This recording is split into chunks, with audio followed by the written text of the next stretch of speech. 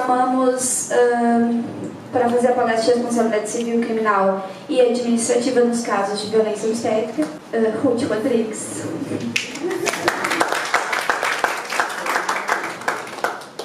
E Valéria Eunice Mori Machado, advogada, graduanda em LLM de Direito Empresarial pela FGV, secretária-geral da Comissão Especial de Valorização da Mulher, OABGO, membro da Comissão de Direito Médico e Defesa da Saúde da OABGO e da Comissão de Combate à Violência Obstétrica da LEIGO no ano de 2018.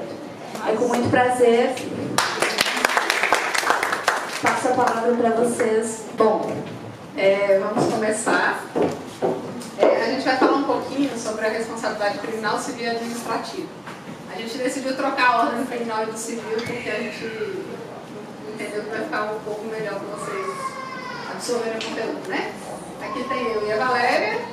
Responsabilidade criminal, a importância de identificar o fato típico.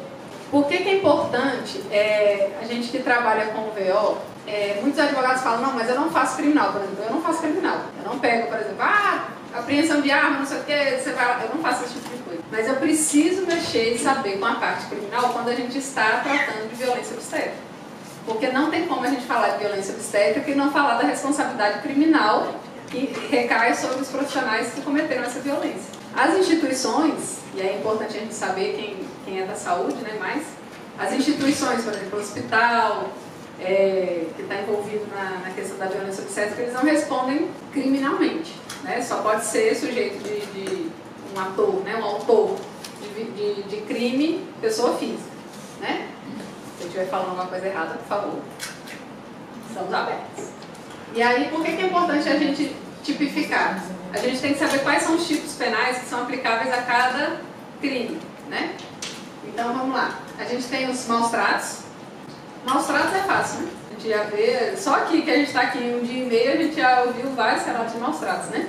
E quando eu coloco assim maus-tratos, eu penso muito naquele vídeo daquela menina lá do Amazonas, porque aquilo ali foi uma agressão do médico, quando ele deu um tapa nela, quando o médico grita com a mulher, quando, né, até como tantas pessoas falam, quando os parentes falam, porque ela vai morrer, não sei o quê. Então, assim, é maus tratos, não tem jeito. Agora, para a gente tipificar dentro de uma ação penal, né, fazer uma denúncia, né, uma queixa-crime, a gente vai trabalhar com a questão dos maus tratos no sentido realmente físico. Né? O médico agrediu, a gente pode até trabalhar com a questão de injúria, não coloquei aqui, mas a gente pode até pensar nisso, a questão da injúria. Porque o médico que fala, mas você é muito mole, sua fresca, não sei o que, ele está atingindo a honra daquela mulher. E ainda mais naquele momento de vulnerabilidade, talvez uma injúria com qualificante, não sei se a gente pode ter. Não tem, né? Injúria é só isso, injúria, né? Só injúria. E nunca peguei. Tem a condição de funcionário público, né? Mas aí a gente já entra na outro tipo. Sim. E aí a gente tem mais um, que é a lesão corporal, que ontem a gente estava falando da episiotomia, e a episiotomia, para mim, é uma mutilação genital, falando em questões de direitos humanos, né, em questões humanitárias. Agora, a questão judicial mesmo, legal, a episiotomia é uma lesão corporal. É uma mutilação que é feita, um corte, independente do dolo ou não. O dolo é quando a gente tem a vontade de cometer aquilo ali, né?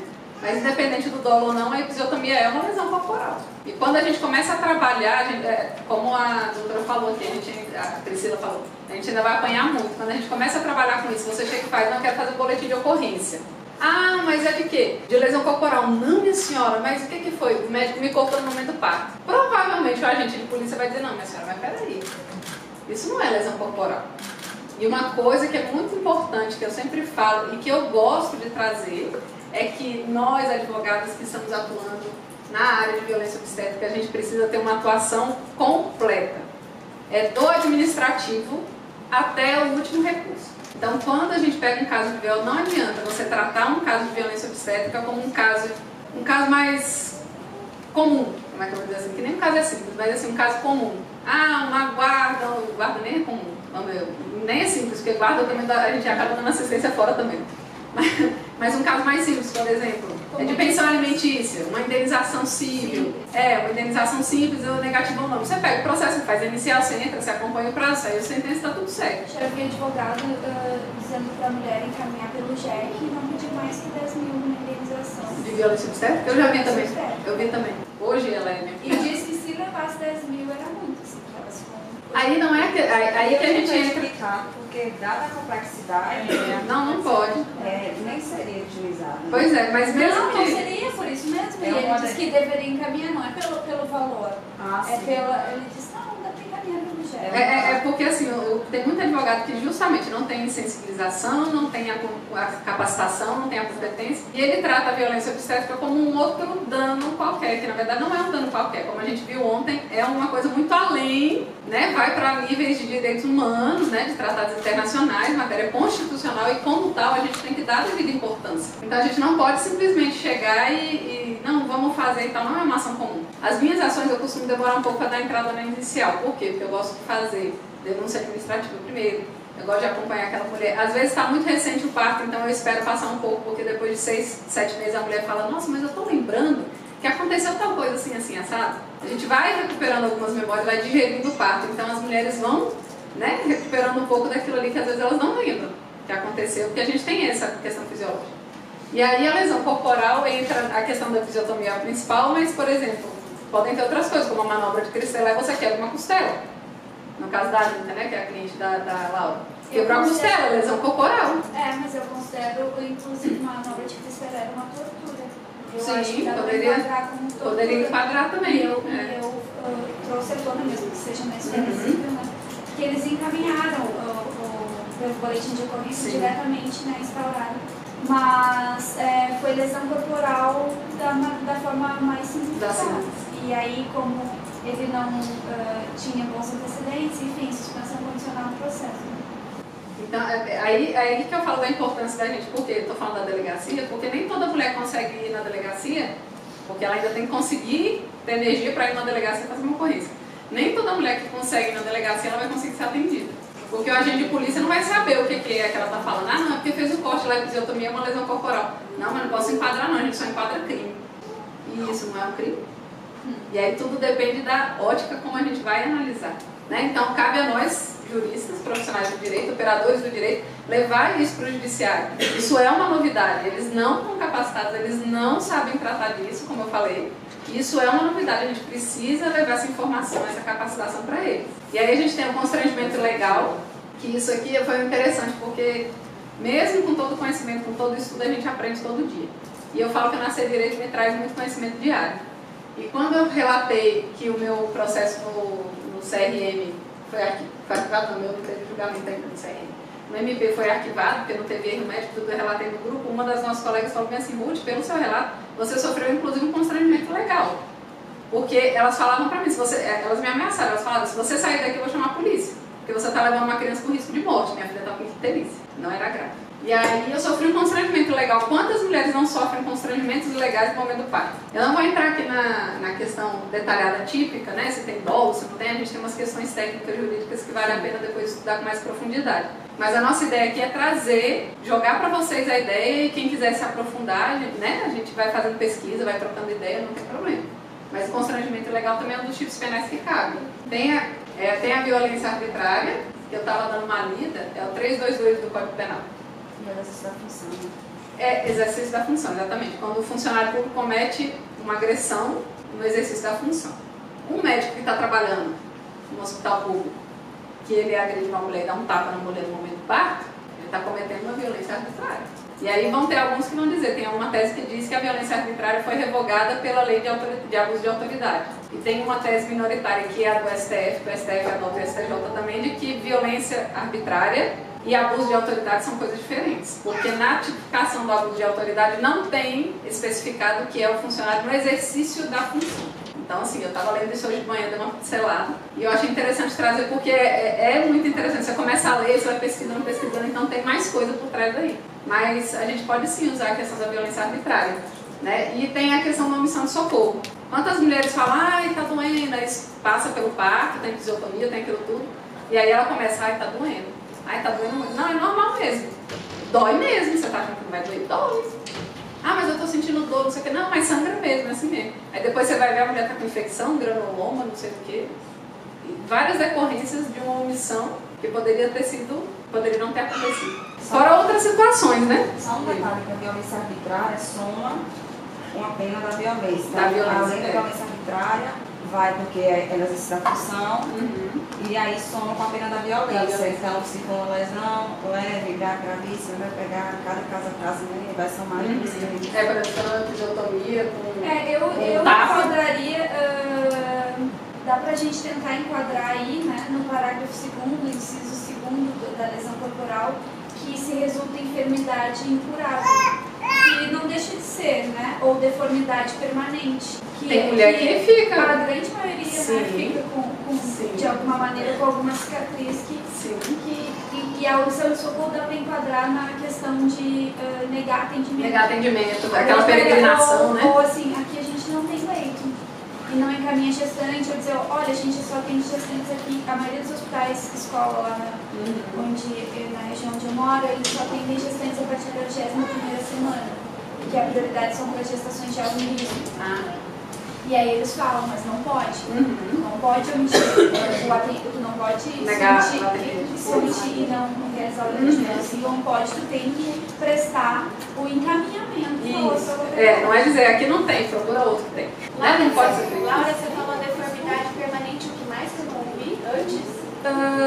Eu falei sobre enfermidade incurável e deformidade permanente nos casos de lesão, da episiotomia, que a gente pode tentar enquadrar assim, né? Tá. Fazer uma analogia. Enfermidade incurável. Isso, tá nas qualificadoras ali da lesão corporal. Porque tem mulher que fica com dispareunia, né? Outra coisa, eu não sei se vocês vão falar da parte penal, que tem uma comissão no Senado há muitos anos, encaminhou, a gente podia tentar suscitar isso, encaminhou e discutir se é viável ou não, se é isso que a gente busca ou não, o enquadramento da violência obstétrica como um tipo penal novo. Isso é uma discussão, né? A comissão do Senado encaminhou essa questão. Porque podia realmente ser clássico. Tem projeto Já? Tem. Tem que buscar, mas tem que ter mais Só tem medo da pena, né? Isso. Pena de 6 meses a um, né? Converte em prestação de Mas serviço. então, eu vou discutir isso amanhã quando eu for abordar as legislações, legislações, que talvez quando a gente aplicar as sanções nas esferas acessíveis, tentar inserir dentro das sanções uma espécie de política pública, mas aí eu vou falar amanhã. Tá. Senão eu não sei se vocês vão tocar nisso, mas a gente também consegue tratar da violência obstétrica como uma violência sexual. Sim, o MPF reconheceu, né, recentemente, que a violência obstétrica é uma violência sexual. Não sei se... Então, no caso da Ana Clara, ela podia fazer um boletim de ocorrência denunciando estupro. Ou exames de tox repetidos por diversos profissionais podem ser considerados estupro. A gente nem colocou aqui. Mas aí seria lascívia do paciente fazer lascívia? Mas... Sim.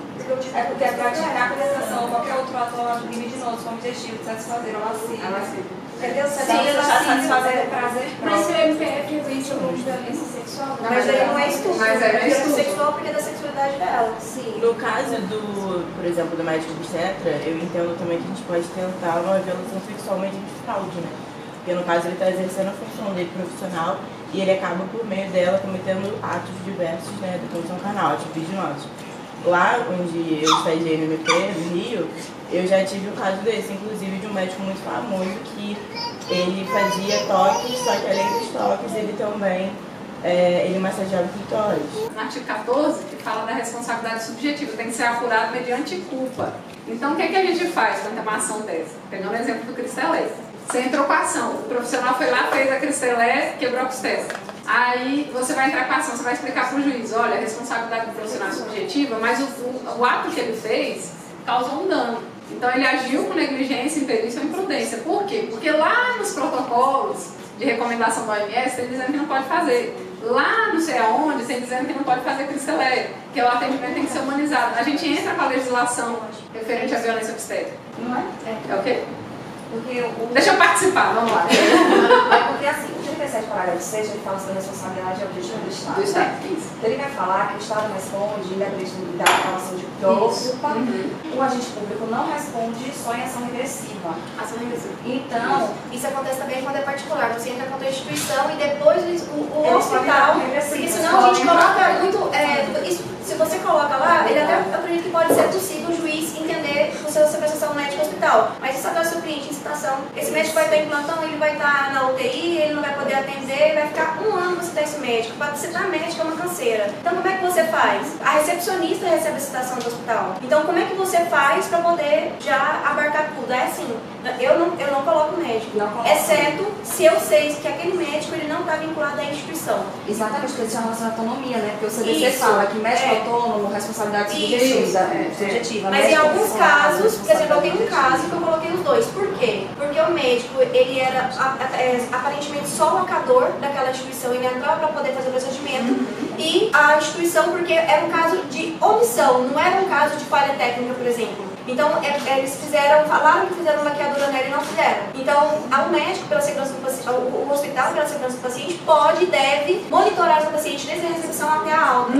Então, quando você fala nisso, mesmo que ele não cometeu diretamente, mas ele não fez o que tem a obrigação de fazer. Mas nesse caso ele não era empregado, não era, mas eu coloquei os dois. Coloca os dois, justamente porque não existe uma relação. Mas por causa disso, mas a regra você coloca só a instituição. Só a instituição. E no caso, o meu entendimento é diferente. Eu entendo diferente Não, também. mas eu entendo diferente. Eu coloco, como consumerista, eu não sou especialista em direito do consumidor, mas tem anos que eu estudo direito do consumidor, gosto muito, e eu sempre trabalho com o CDC. Na minha ideia você coloca todo mundo da cadeia, todo mundo. Mesmo que Mesmo seja que- instituição pública, mesmo o profissional realizou a conduta, Ele tem responsabilidade dele, é subjetivo. Isso. Porque se você não faz uma... Mas se você não coloca todo mundo, mesmo que o cara seja profissional da instituição, ele tem a responsabilidade... Eu entendo assim, a responsabilidade da instituição é uma, a responsabilidade do profissional é outra. Porque mesmo que ele seja funcionário da instituição, ele pode, por exemplo, para mim, ele pode dizer, eu não vou fazer essa conduta. E o protocolo do hospital diz, faça crescer lá em todas. E aí ele fala, não, mas eu não vou fazer. Ou mas ao ao contrário. Por omissão, ou ao contrário, o protocolo do hospital respeita as normas do Ministério da Saúde. E o profissional vai lá e faz. o profissional vai lá e faz diferente. São responsabilidades Eu diferentes. acho, mas ele responde. pensando pela linha da Valéria, é muito mais fácil processar somente a instituição. Mas eu acho que a indenização, o hospital tem muito mais dinheiro que o mas a questão não é Não essa. necessariamente. Mas a questão não é eu essa. estou processando uma instituição que é filantrópica e está super falida, entendeu? Vai depender. Vai ser empregatório. E você não vai ver isso nem tão cedo. É porque vai depender do caso concreto. Caso concreto. Exatamente. A gente está falando aqui, e aí nem é palestra, mas a gente já está num debate aqui que eu acho no máximo. Todo mundo se mata. E aí, Mas o parágrafo 6º não é caso concreto mesmo. Mas é porque você está indo para... Não é caso. Ela está indo para CDC agora. Eu estou falando da responsabilidade Você subjetiva. parte da ideia de que o médico, ele é um agente público, seja um seletista, seja um servidor estatutário. Sim, ele está na função, né? Sendo agente voluntário, público, ele responde. sendo agente voluntário também, porque voluntário também é agente público. Então, sendo agente público, pelo texto da Constituição, não responde essa taxação regressiva. E vai haver só demonstração de dolo ou culpa se for uma responsabilidade por omissão. Então, teoria do risco administrativo, responsabilidade por ação, responsabilidade objetiva, responsabilidade por omissão, dolo ou culpa. Agora, cabe ação regressiva do Estado contra o médico. Constituição Mas de eu acho que deixa isso para as defesas suscitar, entendeu? De alguma maneira a gente tem que atingir também. porque eu acho que fica parecendo uma deficiência técnica da minha parte. A Constituição é clara, então eu vou colocar todo mundo, parece que... Mas Você tá usando vai isso pro CDC, aí ela tem essa abertura quando ela vai pro CDC. Agora, se ele não foi responsabilizado porque não foi uma conduta, né, diretamente dele, por exemplo, não é colocar todo mundo, porque a sua cliente responde por sucumbência. Então, assim, é muito bom a gente pensar no caso concreto. Porque se você entende dela, ela vai responder pela sucumbência dele, pela legitimidade no caso da passiva. É mesmo assim, quando você fala assim, mas ele agrediu o hospital não fez nada, mas foi ele que fez. O hospital deu o hospital segue o Ministério da Saúde e o médico não. É aquela mesma lógica de uma loja que você vai, que você frequenta, se a gente for de acordo com a relação de consumo, em que o atendente fala, tô de saco cheio dessa loja, vai para aquele lugar, tal, você é feia, vai ser...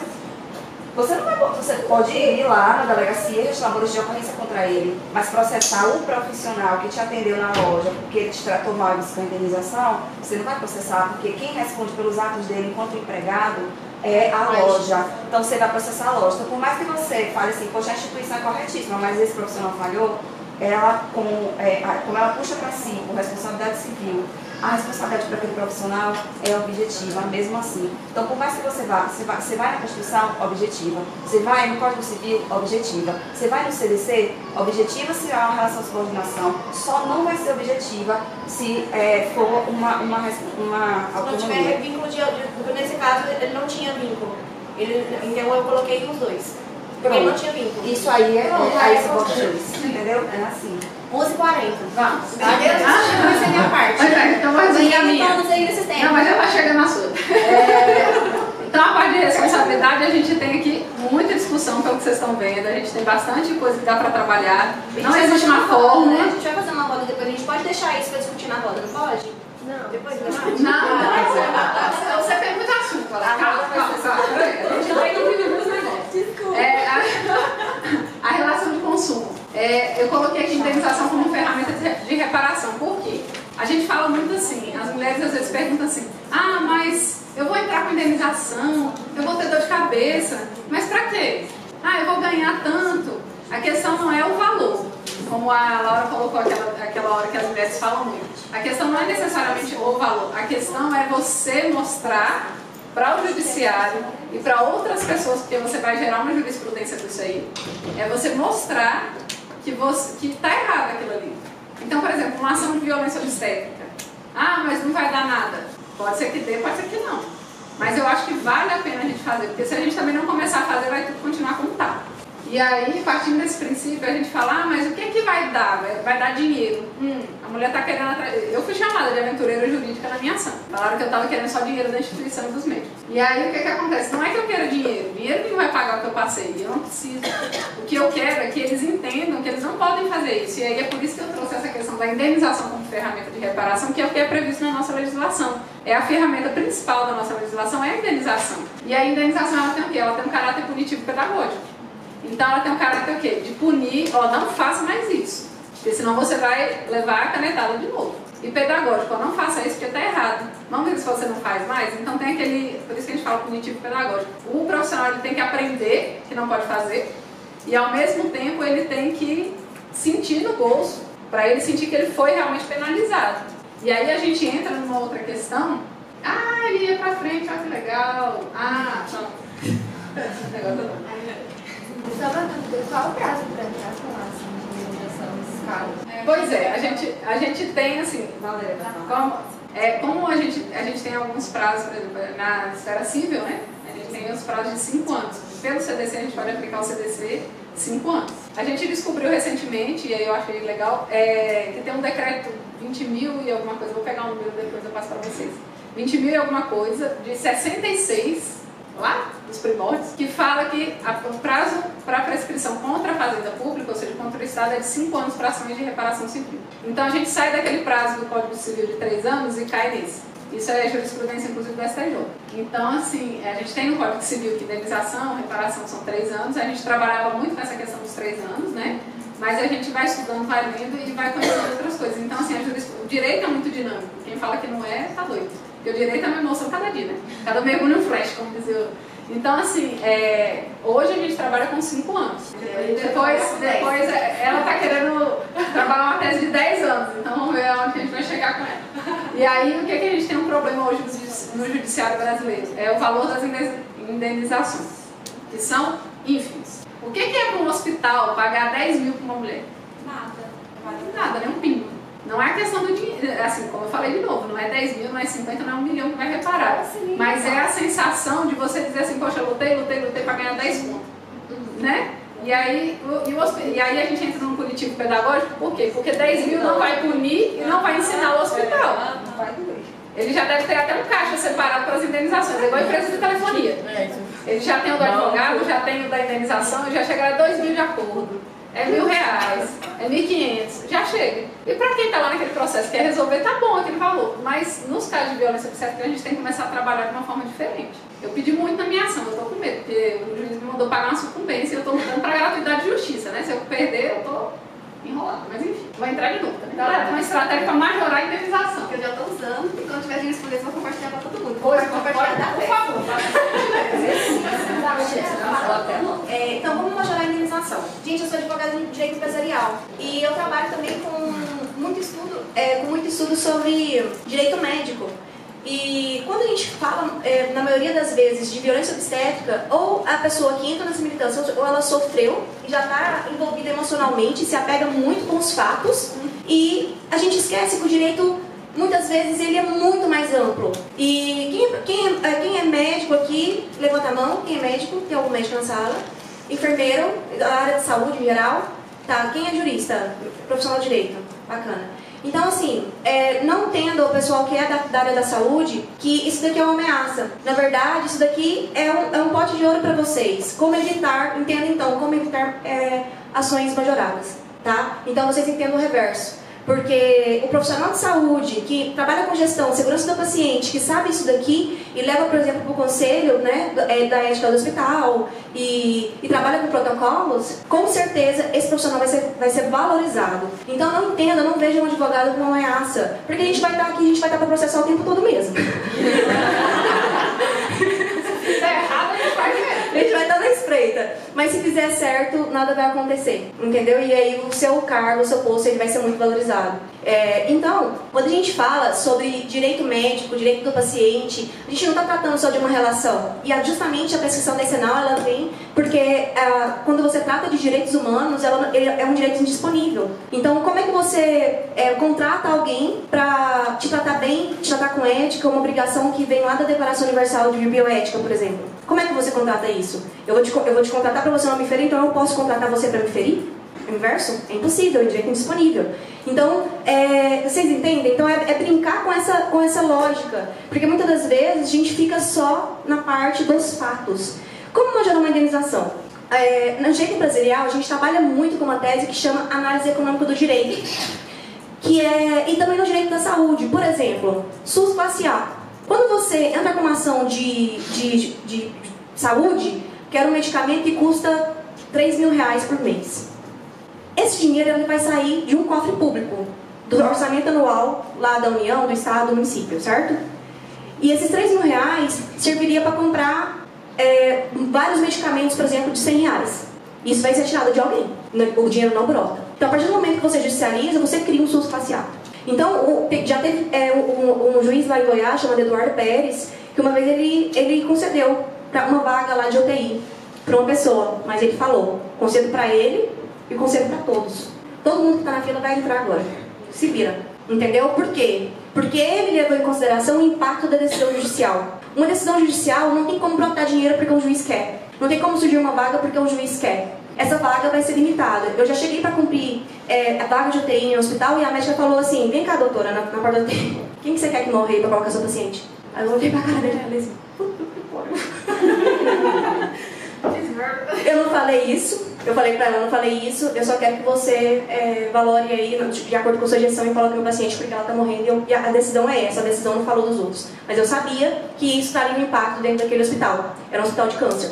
Então, a gente sempre tem que imaginar quais são os impactos. E isso não é uma teoria, gente, isso é lei. Nós, de advogados, a gente fica muito preso ao Código Civil. E a gente fica muito preso a leis que todo mundo trabalha. Mas existem outras leis que nos expandem a visão. Por exemplo, lei de introdução às normas do direito civil brasileiro. É uma lei esquecida. Raríssimas peças, a mim em todas as peças eu cito ela. Artigo 20, 21, fala sobre a análise econômica do direito de forma indireta. A teoria concretizada em forma de lei, falando sobre a consequência e o impacto das decisões. E entra muito no fator repressivo do juiz. Quando você fala de consequência jurídica, se o juiz coloca uma indenização de R$10.000 para uma mulher que, sei lá, perdeu uma trompa, exemplo, esse juiz não tem noção de quanto que custa um tratamento de fertilidade para ela conseguir engravidar, porque ela só tem 50% da capacidade. Então, ele não tem noção de nada. Então, nós advogados, esse juiz não tem culpa. Não tem culpa. Porque a responsabilidade a gente não pode terceirizar. A responsabilidade é nossa. Nós temos que ensinar o juiz como julga. Nós somos maestros do direito. Nós fazemos todas as teses. Então, se o juiz ainda não visualizou, porque ele é homem, porque ele não esteve no local da mulher para poder sentir isso na pele, ele não tentou engravidar e não conseguiu, ele jamais vai saber. Então, cabe ao advogado ensiná-lo. Nós somos maestros. O juiz, mete a caneta. Se você não pediu, ele não vai colocar. Eu comecei a trabalhar essa tese porque eu vi um julgado que me afrontou muito. A mulher tinha perdido um útero e o valor era R$20.000. por esse útero. Então, eu olhei e falei assim, será que a culpa foi do advogado ou do juiz? Porque se o advogado pediu só 20 mil reais, o juiz não tem responsabilidade nenhuma.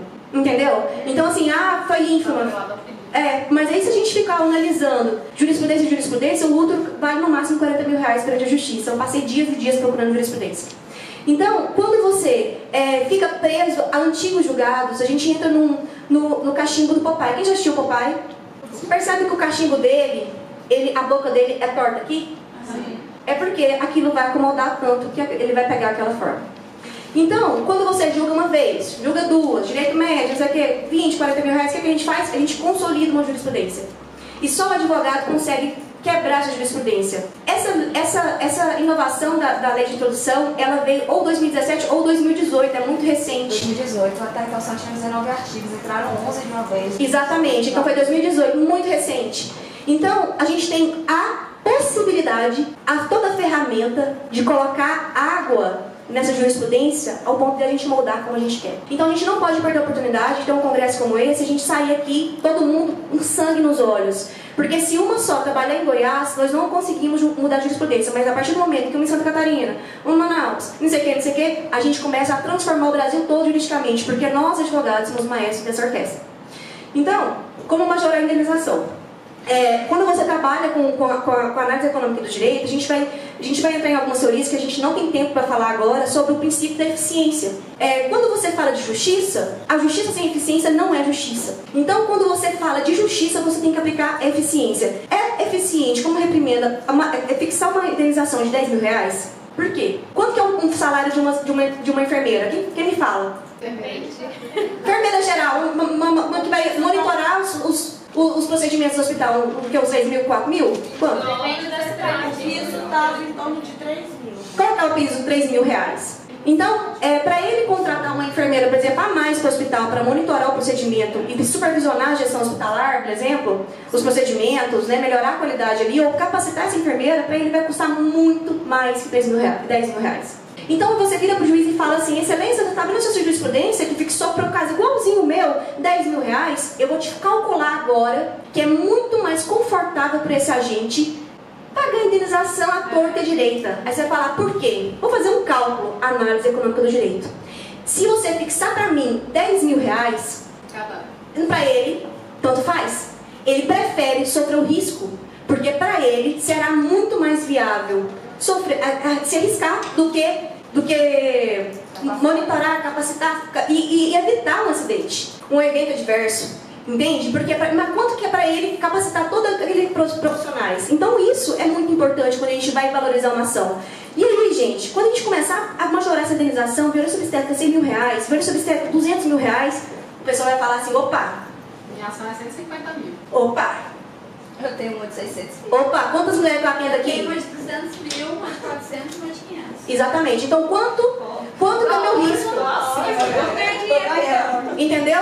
Então, assim, mas se vocês não alegaram isso na inicial, mas alegaram, por exemplo, a questão da reprimenda, quando chegar em alguma parte do processo, fala da lei, porque você é obrigado a falar fatos. Se você adequou seu pedido para esse valor e ainda não colocou isso, é possível você ainda trabalhar essa ação em tramitação. Se você não está inovando, porque a lei, o juiz é obrigado a conhecer. Ela é norma de direito civil brasileiro lá, de introdução. Como é que ele vai falar que não conhece? Você dá um fato, você fala que tem que ser reprimenda e fala o valor, de 200 mil reais, e agora você trabalha nas novas peças até os memoriais. Isso, já fiz isso em peça, para adequar a peça que eu não tinha a visão que ela ganhou durante o processo. A gente muda muito a visão durante o processo. Isso acontece. Eu tô aqui pensando nas iniciais, eu falei, caramba, eu podia ter botado, podia ter tirado. Isso. Vai atualizando. A gente vai atualizando, mas assim, os fatos, pedido, beleza? Aí a gente adequa aí durante o processo. Não tá perdido não, ninguém vai sair daqui chorando. Então, A instituição ela recebeu uma reforma no ano passado. Então, gente, e quando a gente fala de direito médico, a gente tem uma coisa muito legal. Ai, eu adoro. Deixa eu ver se é o próximo slide. São as obrigações legais. O hospital, o médico, eles têm deveres legais. E o pessoal da saúde tem que estar antenado a isso. Por que ainda passa? Porque os advogados não se atentaram a isso. Quando você entra, por exemplo, no preâmbulo ali do Código de Ética Médica, antes de falar nada, tá lá preâmbulo.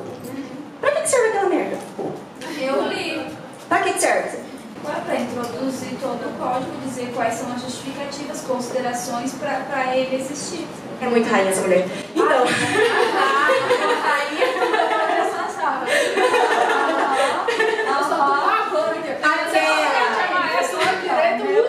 Todo mundo vai sair músicas aqui. Então, gente, aquilo ali é a função social do Código de Ética Médica. Muitos médicos acham que não precisa capacitar, não. Ah, deixa, as normas novas, nova técnica, evidência científica, que é isso? Isso é bobeira. Mas quando o advogado começar a usar o preâmbulo do Código de Ética Médico e entender e demonstrar para o juiz que ele tinha a obrigação de usar as melhores evidências científicas, rapaz, ele violou a função social do exercício profissional dele. E falei, por que isso é tão importante? Você está indo no princípio. Tô. Sabe por quê? Porque ele é um princípio de supremacia de ordem pública. Ele está acima de todos, igual a boa-fé. Então, quando você tem uma lei de merda que fala alguma coisa contrária, você vai lá no princípio da supremacia da ordem pública e fala assim, não, isso aqui não pode ser aplicado porque fere um princípio de ordem pública. Função social é um princípio de ordem pública. Então, o que a gente pode fazer com isso? Primeiro, dá pra fazer muita coisa, muita bagunça. Mas assim, sendo mais direta, quando você fala sobre isso e você vê que o médico usou uma técnica não tão adequada, e aí você vai lá no Ministério da Saúde e ele já tinha falado, aí ele vai falar assim, não, só 10 minutos, socorro. Eu tô aqui acelerando. Eu tô acelerando, vocês vão notando as leis para estudar em casa, tá, gente? Isso aqui é só uma pincelada, tá? Estudem em casa tudo que eu vou falar aqui, vai lá no preâmbulo, eu não vou ficar falando exatamente o que está escrito, porque não dá tempo, mas a gente pode conversar depois aqui da coisa que tá tudo certo. Então, essa daqui é só para vocês expandirem a visão. Você fala assim, nossa, eu saí um pouco transformado desse congresso, eu quero que vocês saiam muito transformadas desse congresso. Então, quando você fala de função social, por exemplo, se um contrato que alguma conduta da pessoa fere a função social do contrato, vai quebrar, a cláusula vai ser abusiva, entendeu? Então, justamente por isso, a gente fica falando muito função social, mas função social da propriedade, função social da empresa e função social do exercício médico. Que ninguém fala sobre isso, por quê? Ninguém fala. Está lá no preâmbulo do Código de Ética Médica, vamos falar sobre isso, vamos renovar a jurisprudência do nosso país. E então, quando você fala também além das obrigações legais inúmeras que tem no Código de Ética Médica, a gente tem ainda as obrigações sanitárias aplicáveis ao setor público e ao setor privado. Quando você fala, todo mundo adora a Resolução 36 de 2008. Está em todo artigo de violência obstétrica, todo artigo, mas todo mundo esquece da Resolução 36 de 2013, que é a resolução que fala sobre segurança do paciente. Tá? Pessoal do hospital aí, atenta à resolução, vocês devem conhecer muito mais que a gente. Resolução de segurança do paciente, cultura de segurança, que é a questão de você começar a trabalhar dentro dos funcionários do hospital, dos servidores ali do hospital, para que seja substituída a cultura da penalidade, da culpabilidade e passar a ser um parâmetro educativo, pedagógico. Porque muitas das vezes as pessoas não denunciam, ficam omissas, vê um médico, por exemplo, fazendo uma laqueadura sem esterilização, e isso acontece muito. Então, e aí fica calado. Por quê? Justamente porque ele se sente ameaçado. E se a gente não entrar em direito empresarial, direito hospitalar, a gente não vai entrar, eu vou ter que falar, desculpa o tempo, sobre o programa de integridade. O programa de integridade, hoje, em direito empresarial, ele é muito falado para empresas que se contratam com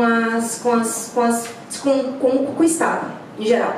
Só que o programa de integridade, ele serve o compliance, a gestão corporativa, a governança, ele serve justamente para que você esteja dentro das normas. E se você não tem um programa de integridade sem furos, você vai estar fora das normas por causa dessa cultura da punição. Quando você tem um programa de integridade sem furos, o que é compliance, gente? Estar dentro da regra. A partir do momento que você fere o preâmbulo do Código de Ética, que você fere a resolução, qualquer uma dessas e outras da infração sanitária, você está fora da regra, certo? Então, como é que você faz para tampar esses furos? Identificou um furo, você faz todo um trabalho de revisão, de monitoramento, para que você tampe esse furo e corrija ele. Mas se as pessoas não vão falar, como é que você vai saber? Como é que você vai corrigir? Como é que você vai capacitar? Não tem como. Então, hoje, os advogados empresariais em massa estão fazendo compliance para empresas de contratação de serviço público, que fazem licitações. Por quê? Porque está passando a ser obrigação. A maioria dos estados brasileiros hoje tem obrigação. Lá no Rio de Janeiro, por exemplo, não se contrata mais se não tiver um programa de integridade nas empresas. E aí o pessoal, compliance, que nome bonito, o que é? É isso. Compliance na saúde, gente. Aí a gente chega em compliance na saúde, que não é só as normas de segurança de dentro de um hospital. Os protocolos, entende? Aquelas processos administrativos. Todo mundo tem que saber agir. E com isso você só se consegue com capacitação. Por isso, com capacitação, com essa cultura que você organizacional, que você cria dentro da empresa, ela é extremamente importante para essa empresa não ter furos. Por que eu estou falando de furos? Alguém comentou aqui mais cedo sobre... Falaram, mas eu falei assim, eu esqueci a sua frase. Mas você falou justamente sobre isso. Da questão da ausência de punição, né? Que as pessoas não são punidas. E aí, isso motiva. Você falou alguma coisa nesse sentido hoje. E a gente chega na teoria das janelas quebradas. Quem já ouviu falar da teoria das janelas quebradas? Então, ela é uma teoria que estuda. Eu não vou descrever o estudo agora, porque a gente não vai ter tempo. Mas a teoria das janelas quebradas foi uma teoria criada a partir de um estudo que constatou que as pessoas, nós, somos influenciados pelo nosso meio. Então, por exemplo, se aquela janela está quebrada e não aconteceu nada com aquela pessoa que quebrou, eu me sinto incentivada para me pertencer a fazer o mesmo. Por isso que o fulano que anda de ônibus durante segunda e sexta, normalmente, quando chega no sábado, ele vai no estádio de futebol com a turminha organizada dele, ele se sente no direito de quebrar aquele ônibus, do vandalismo, porque ele quer se sentir aceito. Mas o Bourdieu também fala sobre os grupos sociais e como tu te insere em determinados grupos sociais, como tu faz parte desse meio e é influenciado. Exatamente. E aí, Hobbes fala também. E aí, quando você chega na teoria das janelas quebradas, você vê que a ausência de punição incentiva o agente a cometer igualmente. Por isso que eu falo tanto, tem que denunciar. Até Aí, porque a denúncia, ela cria estatística, enquanto cria uma estatística que é alarmante, o que ela produz políticas públicas. exatamente, a gente consegue aumentar, a gente reduz a subnotificação. Essa teoria, na época, ela fez lá nos Estados Unidos recrudescer casos, as né? penas. E ao passo que aqui no Brasil a gente começou com os juizados especiais criminais. Então lá eles estavam recrudescendo as penas e aqui a gente estava abrandando as situações em que tem crimes de menor potencial ofensivo e contra-ações penais. E aí depois de um prefeito de Nova York saber dessa teoria, ele modificou todo o sistema na questão do metrô, que o metrô lá era totalmente viável, você sabe disso? E aí eles começaram, o pessoal quebrava o metrô, era um lugar perigoso, e ele começou a adotar punição zero, tolerância zero.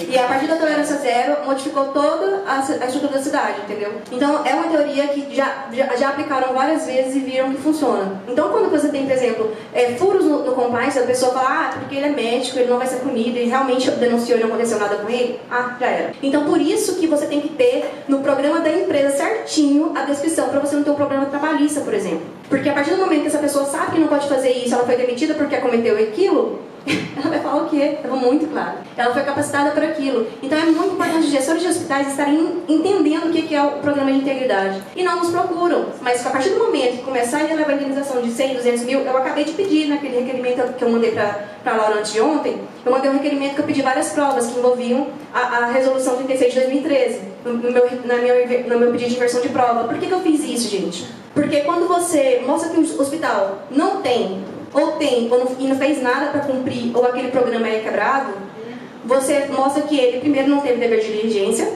que ele não fez nada para suprimir aquilo, e aí você consegue majorar a indenização.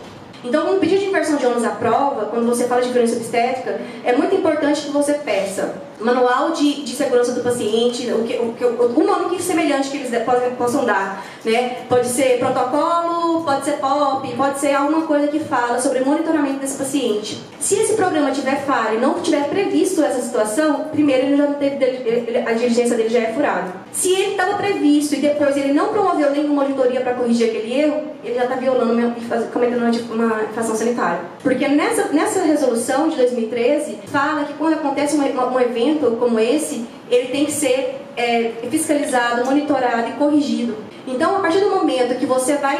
Olha que checkmate.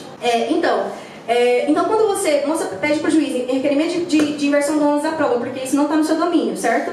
E você fala, eu quero todos os manuais. E eu quero também que esse hospital me fale que, se por acaso teve alguma auditoria interna, com algum processo administrativo, para poder apurar esse fato que aconteceu, aí ele assume que ele tem erro, em erro de conduta. Ele confessa, quando ele mostra.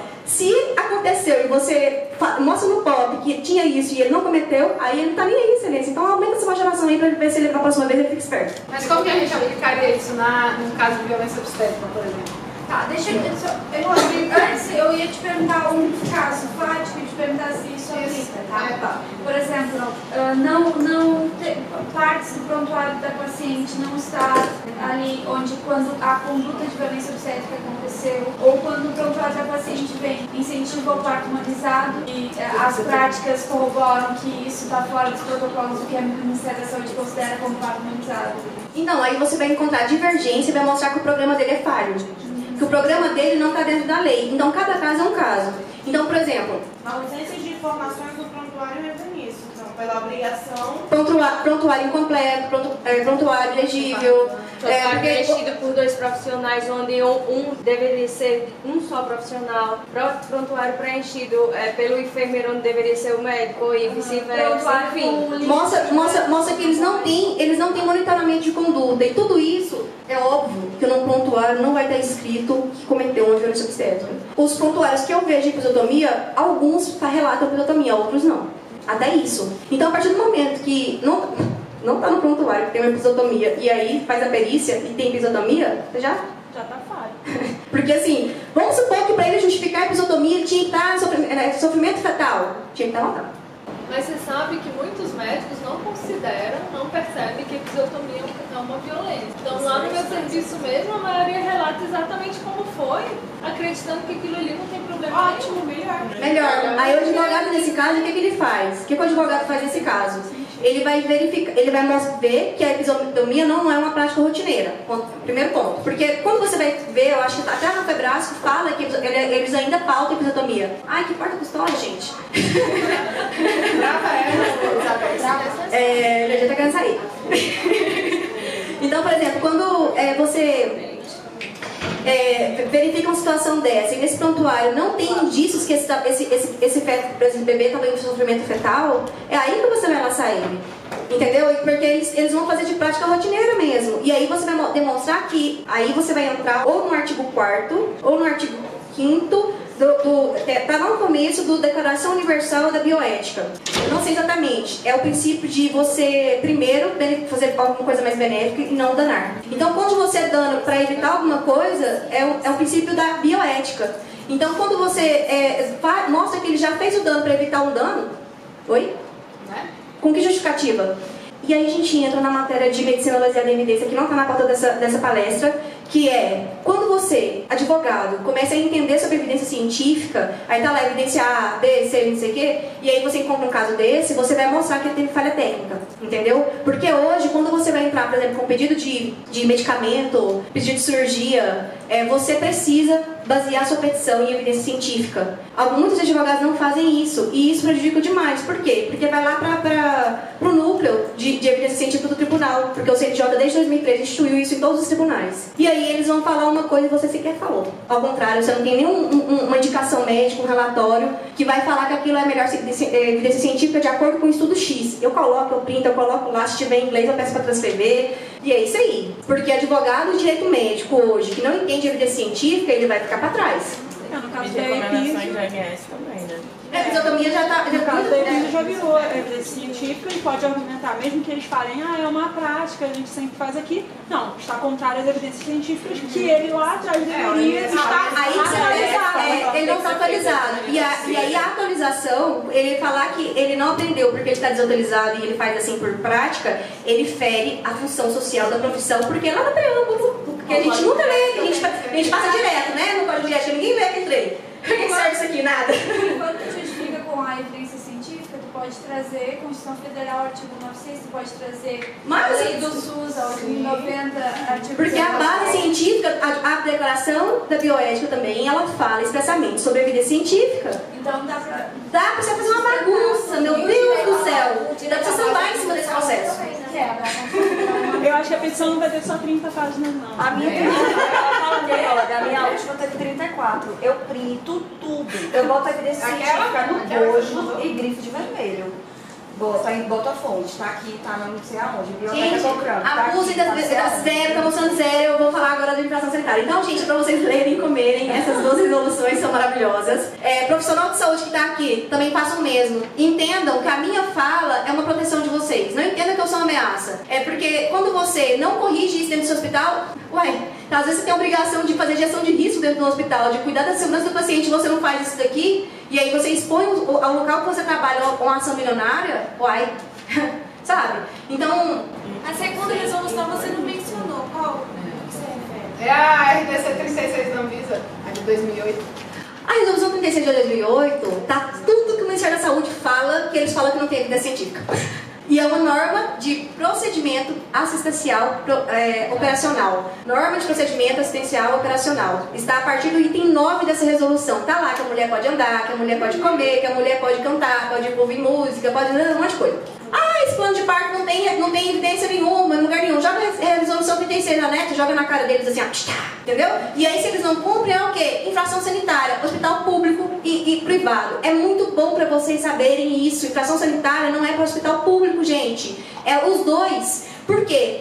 Porque tem multa, porque pode ser interditado, pode ter um monte de consequência legal. Então, a gente tem que saber elas, a gente tem que usar elas. Gênero acompanhante, na lei de acompanhante, ele fala muito sobre o acompanhamento, por exemplo, só durante o parto, pós-parto imediato, eu acho, alguma coisa assim. E na resolução 36 cai a parte do acolhimento. Tem uma maternidade goiana que a mulher, quando está acolhida, ela não fica com acompanhante, porque a lei de acompanhante não fala. Só que a norma sanitária fala. Então, ela não pode ficar sozinha em momento algum. É a Anvisa ou o Ministério da Saúde? Essa aqui é a Anvisa. É a Anvisa.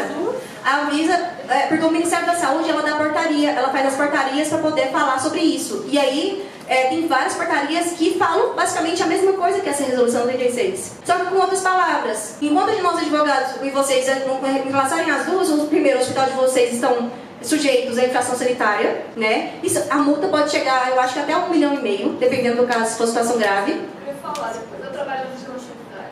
É? Eu ia falar depois. Tá. Então, aí o que acontece? E a vigilância sanitária eu já liguei lá para perguntar sobre isso e eles não sabem informar. A vigilância sanitária tem muitos problemas. A parte da vigilância na saúde. Então, o que acontece? Na verdade, assim, para hospitais públicos a gente tem uma certa dificuldade, porque a gente é governo, prestando o próprio governo, e nós vamos mudar o próprio governo, de exercer o governo. Então, assim, não tem nem sentido. A única nossa ação, a ação unicamente efetiva nos hospitais públicos é a interdição. E a gente só interdita em último caso, porque às vezes é melhor deixar um serviço meia boca do que deixar a população sem.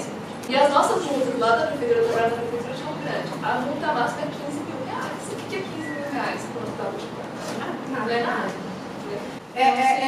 Não é nem um ano de um profissional que vai ajudar a monitorar essa segurança do paciente, por exemplo. Sim, a gente tem essas dificuldades, então as nossas ações são muito mais orientativas do que realmente conseguir uma punição mais efetiva, né? Qual é o seu nome? Larissa. Larissa, leva a lei de introdução para eles. Os processos administrativos também estão sujeitos à análise econômica do direito. Se você puder argumentar com eles, seria um favor social, na verdade. Porque se não tem impacto... Sim, o nosso advogado lá da vigilância sanitária, que é dos reais do setor, infelizmente, ele conseguiu majorar algumas multas baseadas nessa questão. Em alguns casos. Ver a consequência. Porque, assim, na verdade, a gente não fiscaliza o hospital. Por exemplo, a gente não fiscaliza o hospital que fiscaliza o Estado. Mas a gente sabe que a fiscalização deles é um pouco pior, porque eles ainda têm poucos profissionais. Tem quase que tem um enfermeiro para fiscalizar o Estado inteiro. Então, assim... Você me deu uma ideia maravilhosa. É bem difícil. Advogados denunciam diretamente na vigilância sanitária, porque eles não podem negligenciar e não agir de ofício quando tem uma notícia. Então eles vão ser obrigados a, inclusive, fiscalizar o hospital público e isso vai ensejar em multas. A gente fiscaliza. Realmente, a gente tem uma demanda. Mas você está aumentando mais meu serviço. A gente tem uma demanda do Ministério Público. Melhor mesmo. Porque vem tudo pra gente do Ministério Público para fiscalizar o posto de saúde do município. Né? Porque como a gente não fiscaliza o hospital, porque é da população, a responsabilidade é do Estado lá, mas a gente fiscaliza todos os locais que não tem internação. Então, assim, a gente tem uma demanda gigantesca e cobrança, porque essa resolução de segurança do paciente não é só para o hospital, é para qualquer serviço de saúde. Né? Mas a fiscalização... Por exemplo, um caso desse que ela me fala que não tem suporte, por exemplo, para poder fiscalizar isso, cada processo administrativo ele tem um tempo para ser cumprido. Está lá nos últimos incisos do artigo 5º. Para de mostrar esse zero para mim, pelo amor de Deus. Quem quiser sair, tá liberado. Eu vou falar o que é importante daqui a pouco.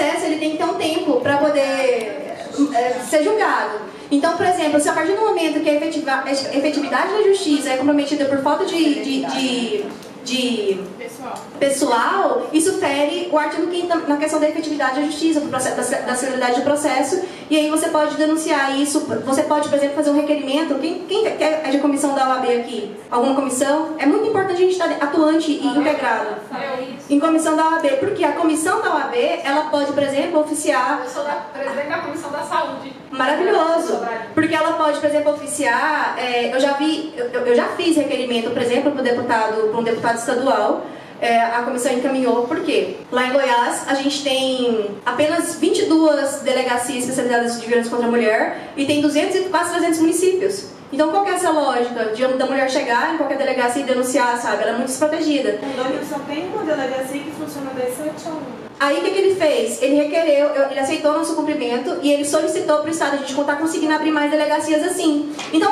o que esse povo está fazendo lá? A gente coloca eles lá, coloca eles para trabalhar, os deputados estaduais, infiltram dentro da Assembleia, vai bater perna lá, saltão vermelho, entendeu? A gente tem que fazer essas coisas. Tem! Porque a gente vai fazendo pedidos, solicitações, a OAB está lá. Se você olhar o Estatuto da OAB, a função social do Estatuto da OAB é o advogado representativo da justiça. Isso não é só litigância, gente. Isso não é só litígio. É cidadania, é serviço social e isso está enquadrado. Então, quando você vai fazer o requerimento da OAB, você fala, você não vai falar isso, né? Mas se eles não cumprirem, eles estão criando o próprio estatuto, a própria função social da OAB. Então, a OAB, ela vai sentir, você não vai falar dessa maneira, você tem que falar assim, que isso está adequado com a função social da OAB. Você muda a argumentação, você já está bacana a bota assim, não. Mas então, aí ficou. Tá, então infração sanitária. Quando você pressiona a infração sanitária, aí eu falei aqui, eu não sabia que tinha mais coisa. Então aí, então quem quiser tirar foto é legal isso, porque aí diferencia o que é cada uma, tá? Uma fala de segurança do paciente, a outra é serviço de atenção obstétrica neonatal. Galera, disponibiliza depois os slides pra gente, se a gente disponibiliza. Passa, ele só tá impresso. Eu vou mandar todas. Legal. Nossa, nós vamos mandar todos os slides para vocês depois. Então, gente, quando você fala também, por exemplo, Ai, eu adoro essa parte. Quando você fala de, por exemplo, descumprimento, essa de órgão, função social, boa-fé, tá? Boa-fé e função sociais são princípios normativos do direito, da ordem pública. Então, ela tá acima de todo mundo, essa bagaça toda, entendeu? Então, você usa e faz essa comparação e entrelaça a sua tese com isso, porque se por acaso bater no STF, você vai ter muito sucesso. Então, aqui, notificação compulsória. Poucas pessoas sabem. Deixa eu ver aqui. Ai, que legal. Porque eu fiz a apresentação de ontem pra hoje, eu não decorei os slides ainda. E aí, o que acontece? Essa notificação aqui é maravilhosa, porque todo mundo usa ela só pra violência doméstica. Chega uma mulher com violência doméstica, aí eles mandam notificação compulsória para controlar e fazer políticas de controle público, políticas públicas. Aí o que acontece? Lá, se você vê, lá no inciso 2º lá, o que está escrito está falando violência de gênero. Violência de gênero cometida com a mulher, se você interpretar a lei, que só tem 6 artigos, ou 4, alguma coisa assim, é bem curtinha, você vai ver que violência da mulher contra a mulher, sofrida dentro de instituição de saúde, decorrente de gênero, é motivo de notificação compulsória. Violência de pesquisa. Então, vale tudo. Eles não falam assim, né? Porque é mastigar demais. É uma lei de 2003. Então, a gente tem que começar a interpretar essas leis que estão aí, mortas, vamos ressuscitá-las. Violência de gênero, que é violência obstétrica, cometida contra a mulher, dentro de um estabelecimento de saúde, é objeto de notificação compulsória. Eu estou correndo atrás dos dados.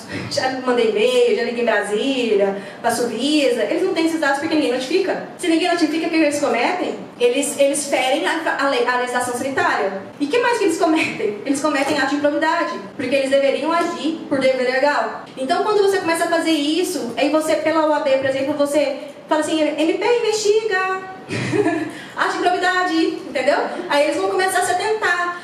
Mas eu não sabia disso, doutora. Não sabia? Ninguém pode usar sua defesa.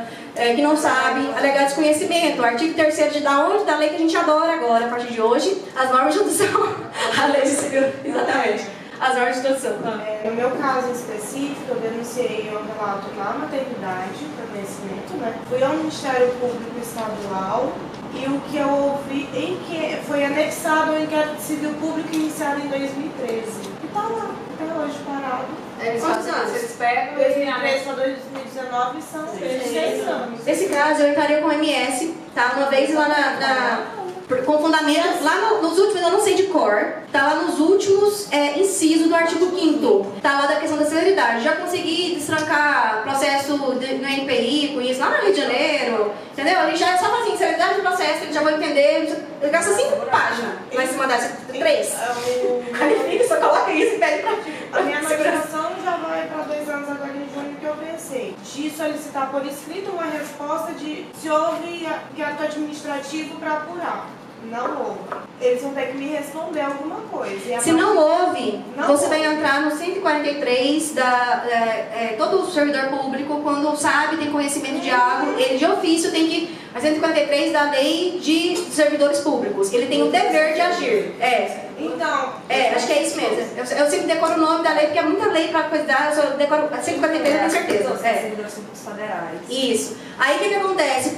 Aí você vai para outra lei, que é a lei de ato de improbidade. Artigo 11, tá lá. Quando você deixa de fazer o que você tem que fazer, ato de improbidade. Aí você sabe o que você faz? Você não pede mais para cumprir seu processo, não. Não tem resposta, já pede para investigar por improbidade. Não, mas é isso que eu quero fazer, porque aí eu vou pegar uma cadeia de gente lá da maternidade, porque eles têm esse costume lá, morre. E a promotora também, ela diz que ela trabalha em parceria no inquérito civil público contra a instituição, tá?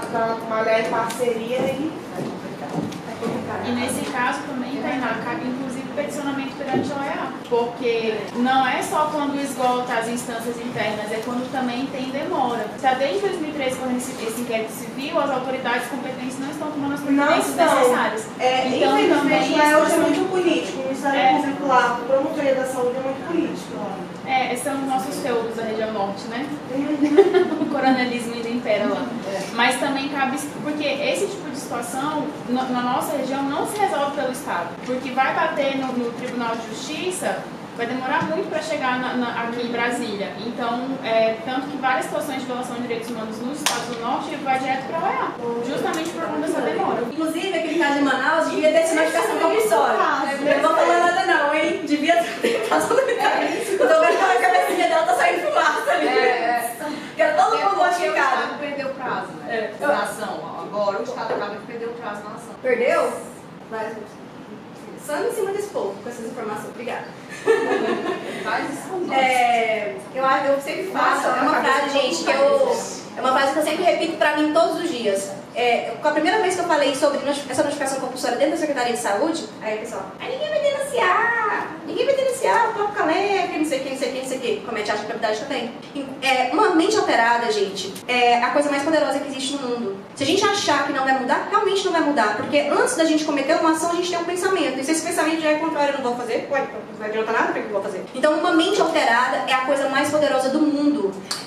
Eu te falo isso porque eu falei isso pra elas no ano passado, quando a gente estava fazendo um projeto de lei de violência obstétrica dentro dessa comissão que eu participei. A gente fez 2 projetos de lei lá, um deles já foi aprovado. E eu falei isso e eu me senti reprimida, assim, né? E aí, agora a gente, no dia 3/4, a gente já vai fazer, já instituiu o Dia Estadual de Enfrentamento de Violência Obstétrica no Estado de Goiás. E nós iremos para o MP, que lá realmente eles são declarados, que não conhecem nada de violência obstétrica. E a gente vai fazer capacitação, tanto de promotores, um pouco, né, quem vai comparecer, porque eles não, né, eu espero que vão. Mas para os servidores públicos, e a minha temática é a consequência jurídica. Então, eles entenderam.